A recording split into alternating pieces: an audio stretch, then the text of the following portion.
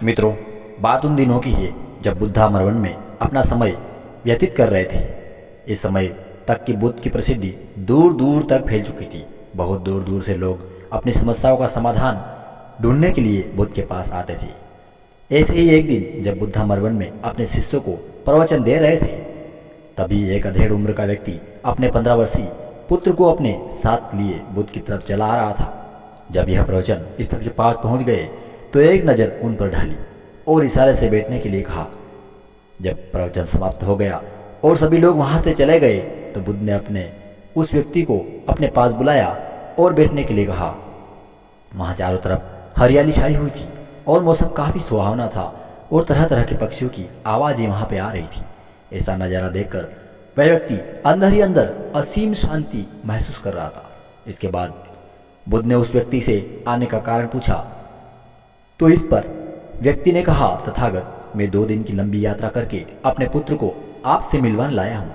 ये मेरा इकलौता पुत्र है और ये हर समय थका थका रहता है। ऐसा लगता है जैसे इसके अंदर कोई ताकत ही नहीं हो, कोई प्राण ही नहीं, कोई जान ही नहीं, और ये हर समय उदास रहता है। अगर हम इसे कुछ भी कहें तो ये हमारी छोटी छोटी बातों पर गुस्सा हो जाता है। इसकी आंखों की क्षमता भी उम्र से पहले ही कमजोर हो गई और इसके बाल भी सफेद आने लगे। इतनी कम उम्र में इतनी बड़ी उम्र का लगना मुझे तो कुछ समझ नहीं आ रहा। इसके साथ क्या हो रहा है? तथागत, मैं अपने पुत्र को स्वास्थ्य को लेकर बहुत चिंतित हूँ। जब मैं अपने पुत्र को वैद्य जी के पास लेकर गया तो उन्होंने कुछ औषधि दी और कहा अपने पुत्र को दिमाग पर लोड कम करने के लिए कहो, और अपने दिमाग में बहुत अधिक लोड लेता है, इसलिए उसकी ऐसी हालत हो गई। लेकिन मुझे उनके बहुत समझाने के बाद भी तनाव का मतलब समझ में नहीं आया। मुझे नहीं पता कि तनाव आखिर होता क्या है, ये किन कारणों से उत्पन्न होता है और इसे अपने पुत्र के दिमाग से निकालूं कैसे। लेकिन मुझे सबसे पहले तो ये समझना है कि तनाव होता क्या है।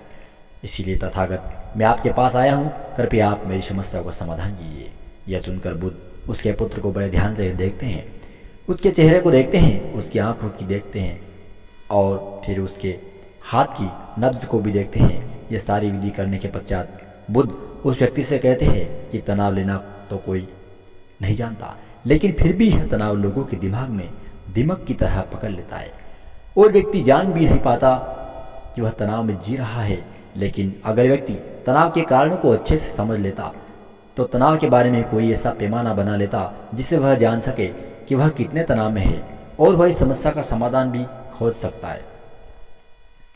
सबसे पहले तुम यह समझो कि तनाव होता क्या है। जब भी कोई व्यक्ति कोई भी काम कर रहा होता लेकिन उसका मन कहीं दूर भटक रहा होता, कल्पना में होता और उसके शरीर और मन के बीच एक दूरी पैदा हो जाती है। यह दूरी जितनी अधिक होगी उतनी ही ज्यादा बेहोशी की अवस्था में होता है और शरीर व मन के बीच की इसी दूरी और खिंचाव को तनाव कहा जाता है। आखिर कोई पसंदीदा खेल खेलने के बाद व्यक्ति चुस्ती और प्रसन्नता से क्यों भर जाता है, जबकि उसने तो अपने शरीर को थकाया है। लेकिन समझने वाली बात यह है कि खेलते समय मन और शरीर एक साथ पूरी तरह से उस खेल में केंद्रित होता है, जिससे शरीर और मन के बीच की दूरी पैदा नहीं होती और कोई तनाव पैदा नहीं होता।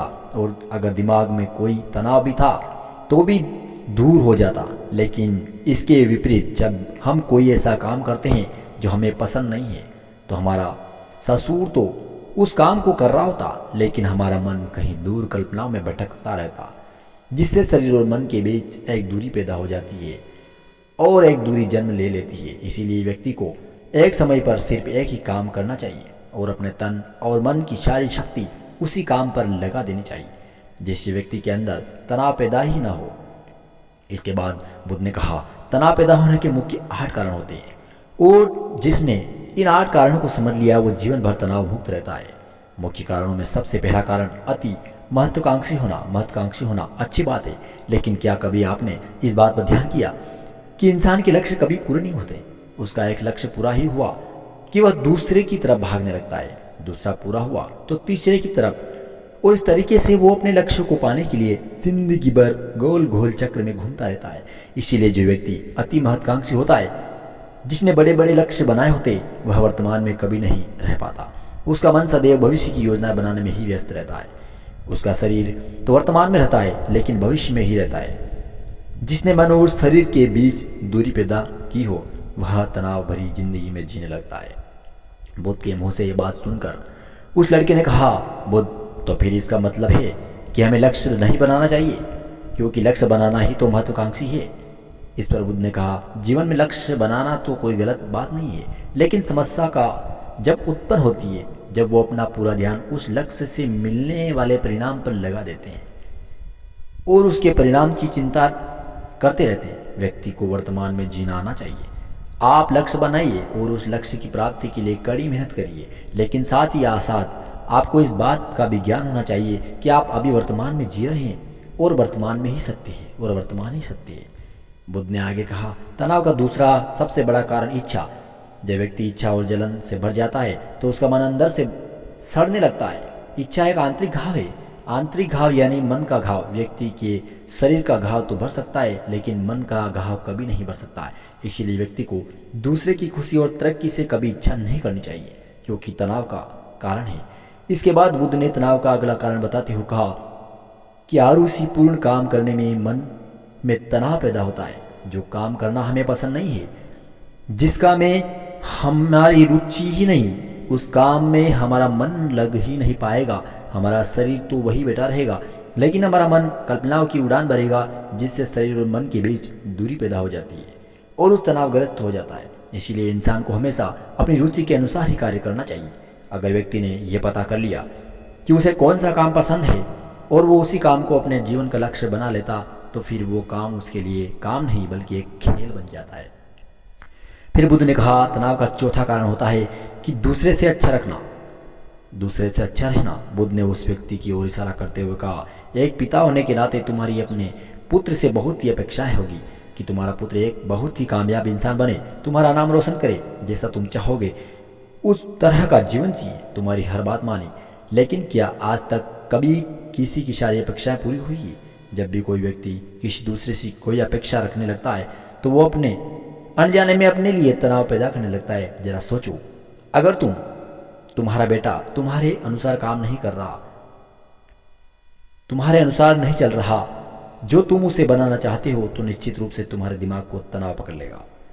तुम तनाव से भरा जीवन जीना शुरू कर दोगे और इस तनाव के बस में आकर तुम ऐसा व्यवहार करोगे, ऐसी बातें करोगे कि तुम्हारा अपने पुत्र के साथ संबंध और भी खराब होता चला जाएगा। इसलिए व्यक्ति को जितना हो सके उतनी कम अपेक्षाएं दूसरों से रखनी चाहिए, और अगर पूरी तरह से तनाव मुक्त रहना है तो दूसरों से अपेक्षा रखना ही बंद कर दो। इसके बाद बुद्ध ने कहा कि शारीरिक कष्ट भी इंसान के तनाव का एक कारण होता है। जब व्यक्ति किसी शारीरिक पीड़ा से गुजर रहा होता तो उसका पूरा ध्यान बस अपने उस शारीरिक दर्द पर होता है और वे पूरे दिन बस उसी के बारे में सोचता रहता है, जिससे उसका मन दुख के विचारों से भर जाता है और ऐसी परिस्थिति में व्यक्ति तनावग्रस्त रहने लगता है। यह सुन उस व्यक्ति ने कहा कि हे बुद्ध, शारीरिक दुख तो किसी भी व्यक्ति को हो सकता है, तो फिर क्या हुआ? व्यक्ति जीवन भर तनाव में ही जिएगा? इसका जवाब देते हुए बुद्ध ने कहा कि इंसान को ये बात समझनी चाहिए कि हमारा जीवन दुखों का आधार है। जैसे जैसे हमारा जीवन बढ़ता चला जाएगा, इसमें दुख आते, बीमारियां आती और फिर अंत में मृत्यु भी आती है। तो हमारी बीमारियां इंसान के जीवन का अभिन्न अंग है और कोई इनसे बच नहीं सकता। बस किसी किसी के जीवन में यह समय से पहले आ जाती है और किसी के बाद में आती है। जब इंसान का मन इस बात को अच्छे से समझने लगेगा तो फिर वह अपनी बीमारी के बारे में सोच सोच कर ज़्यादा तनाव में रहने लगेगा, क्योंकि यह हमारे जीवन का अभिन्न हिस्सा है और इसके लिए व्यक्ति को शारीरिक रूप से अभ्यास करते रहना चाहिए। इंसान का मन इस बात को अच्छे से समझ लेगा तो फिर वह अपनी बीमारी के बारे में सोच सोच कर ज़्यादा तनाव नहीं लेगा, क्योंकि यह हमारे जीवन का अभिन्न हिस्सा है और इसके लिए व्यक्ति को शारीरिक रूप से अभ्यास करते रहना चाहिए। अपने जीवन में व्यायाम और स्वस्थ जीवन शैली को भी यह जगह देनी चाहिए ताकि उसका शरीर लंबे समय तक निरोगी रहकर सही से काम कर सके। तनाव का अगला कारण होता है अपनी योजनाओं को समझने के लिए समय न देना। कुछ लोगों के दिमाग में कोई विचार आया ही नहीं कि वो बिना सोचे समझे उस पर काम करना शुरू कर देते हैं, और जब उस काम में उन्हें असफलता मिलती है तो वह तनाव से भर जाते हैं, क्योंकि उन्होंने उस काम को शुरू करने से पहले उसके बारे में पूरी जानकारी नहीं ली। इंसान को कोई भी काम शुरू करने से पहले उसके लिए अच्छे और बुरे परिणामों के बारे में ठीक से सोच विचार कर लेना चाहिए। इंसान को इस बारे में सोच भी लेना चाहिए कि अगर ये योजना सफल नहीं हुई तो फिर इसके बाद मैं क्या करूँगा। इसलिए व्यक्ति को अपनी योजनाओं को ठीक से समझने के लिए पूरा समय देना चाहिए, ताकि बाद में उसका योजना की वजह से तनाव पैदा न हो। तनाव का 7वां सबसे बड़ा कारण होता है टाल मटोल करना। आज के काम को कल पर टालना। आप लोगों ने कहावत तो सुनी होगी कि आलसी इंसान के शरीर का सबसे बड़ा शत्रु है। इंसान आलस की वजह से आज के काम को कल के लिए टाल देता है और फिर काम को टालना उसकी आदत बन जाती है। काम को कल पर टालने वाले व्यक्ति काम कभी समय पर पूरा नहीं कर पाता, और अगर किसी तरह से पूरा भी हो जाता तो वह उतना अच्छा नहीं होता जितना अच्छा उसे किया जा सकता था, और फिर यह बात व्यक्ति के अंदर तनाव पैदा करती है। लेकिन काम को टालना या काम को एकदम अंत समय तक करना एक आदत है, इसीलिए व्यक्ति न चाहते हुए भी बार बार अपनी इस आदत का शिकार बन जाता है और काम को टालता रहता है, और फिर जब काम की समय सीमा समाप्त हो जाती है और वह तनाव से भर जाता है। इसीलिए तनाव मुक्त रहने के लिए व्यक्ति को काम को टालने की आदत छोड़नी पड़ेगी, और तभी संभव है जब व्यक्ति काम को समय से पहले खत्म करने का निश्चय कर ले। लगातार सोचते रहना भी एक बीमारी है, और यह उस व्यक्ति में सबसे ज्यादा पाई जाती है जो कोमल कल्पनाएं करता रहता है, जो अतीत की घटना और भविष्य की बातों में बारे में ज्यादा सोचता रहता है, जो बेवजह के अनुमान लगाए रहता है। इसीलिए व्यक्ति को ज्यादा सोचने की आदत पर लगाम लगाना चाहिए। इसके लिए जितना हो सके खुद को काम में व्यस्त करना चाहिए, और हर दिन ध्यान का अभ्यास करने को अपने जीवन का हिस्सा बना लेना चाहिए।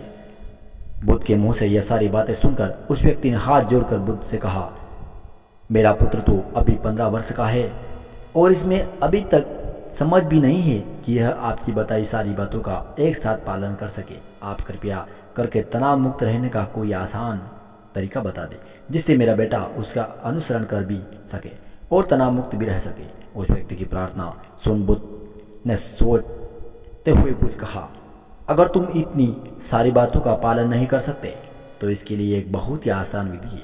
तुम एक बार में एक काम पर करने पर ध्यान लगाओ।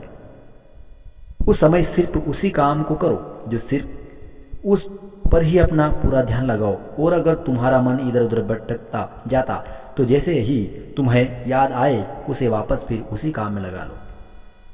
यह सबसे आसान और अच्छा तरीका है तनाव मुक्त रहने का। जब तुम भोजन करो तो उस समय सिर्फ भोजन ही करो, उसके पूरे स्वाद का आनंद लो, उसी अनुभव करो। जब चलो तो अपना पूरा ध्यान सिर्फ चलने पर लगाओ। इससे तुम्हारा मन और तुम्हारा शरीर दोनों एक ही जगह पर केंद्रित रहेंगे। दोनों के बीच की दूरी पैदा होगी नहीं, जो कि तनाव का मुख्य कारण होती है। दोस्तों, आज की युवा पीढ़ी एक ही समय पर 2-2, 3-3 काम करने के लिए आदी हो जाती है, जैसे फोन पर बात करते हुए गाड़ी चलाना, खाना खाते हुए टीवी देखना, ये फोन चलाना, और फिर इनकी शिकायत रहती है कि मैं तनाव में जी रहा हूँ, मेरा मन शांत रहता है, मैं चिड़चिड़ा सा हो गया। जब कोई व्यक्ति एक ही समय पर 3 काम करेगा तो तनाव पैदा होना तो स्वाभाविक ही है, क्योंकि दिमाग तो एक समय पर पूरा ध्यान लगाकर सिर्फ एक ही काम कर सकता है। पूर्ण रूप से एक ही समय पर 2 कामों पर ध्यान कभी नहीं लग सकता। इसीलिए जहाँ तक संभव हो सके एक समय पर सिर्फ एक ही काम करने का प्रयास करें, वो भी पूरे ध्यान के साथ। दोस्तों, उम्मीद करता हूँ कि यह कहानी आपको पसंद आई होगी। मित्रों, रोज की तरह मिलेंगे नेक्स्ट कहानी के साथ प्रभु की कृपा से। तब तक के लिए आप सभी को जय हिंद, वंदे मातरम, बुद्धाय नमः।